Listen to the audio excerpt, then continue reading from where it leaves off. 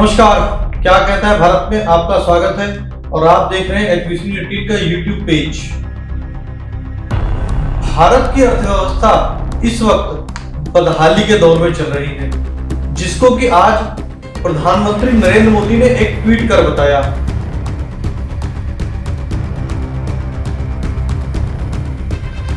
मगर वही भारतीय जनता पार्टी के नेता इसको शायद मानने को तैयार नहीं है।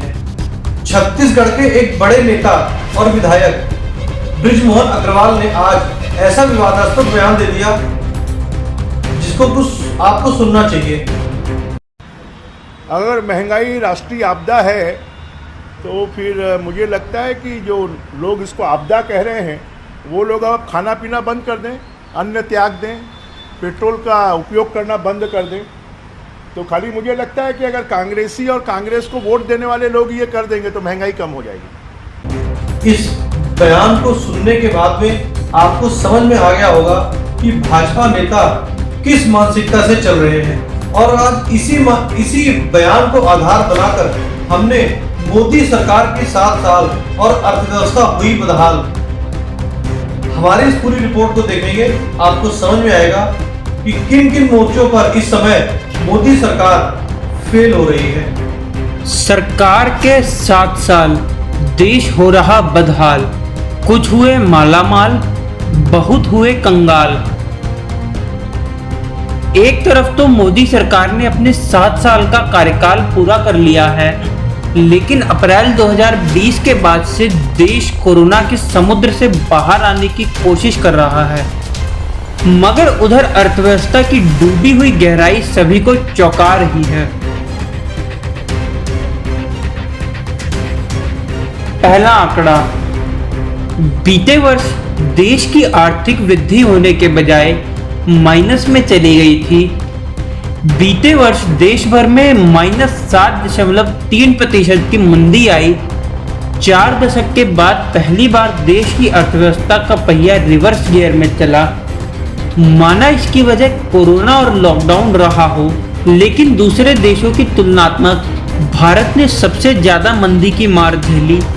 नोटबंदी के बाद से हिचकोले खाती हुई अर्थव्यवस्था कोरोना के बाद में बिल्कुल लुढ़क ही गई है।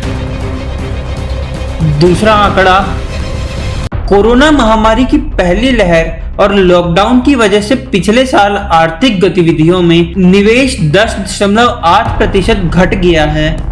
आजादी के बाद से देश में पहली बार ऐसा हुआ कि निवेश में इतनी बड़ी संख्या में कमी आई हो। तीसरा आंकड़ा, आजादी के बाद से संभवतः यह पहली बार ऐसा हुआ होगा कि सरकार ने अपनी कमाई से दुगना खर्चा किया है। आसान भाषा में कहें तो कमाई 1 रुपया हुई और खर्च 2 रुपये किए गए। बीते वर्ष सरकार की आय 16.3 लाख करोड़ रुपए थी, जबकि सरकार ने 35.1 लाख करोड़ रुपए का खर्चा किया। बेशक महामारी और आर्थिक मंदी के समय सरकार को खुले हाथों से खर्चा करना चाहिए, लेकिन इसका मतलब यह है कि सरकार के पास अगली लहर का मुकाबला करने के लिए पैसा ही नहीं बचा। चौथा आंकड़ा, CMII के मुताबिक मई 2021 में बेरोजगारी दर 12% हो गई है। अगर पहले लॉकडाउन की बेरोजगारी दर को भी जोड़ दिया जाए तो देश में इतनी बड़ी तादाद पर बेरोजगारी कभी नहीं देखी गई है। शहरों में बेरोजगारी दर 15% तक पहुंच गई है।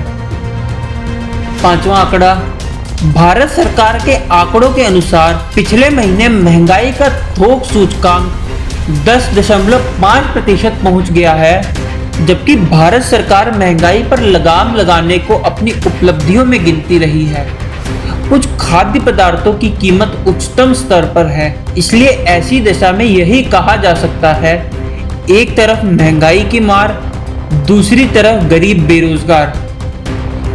छठा आंकड़ा, CMII के अनुसार अर्थव्यवस्था का सूचकांक अब गिरकर 48 पर पहुंच गया है।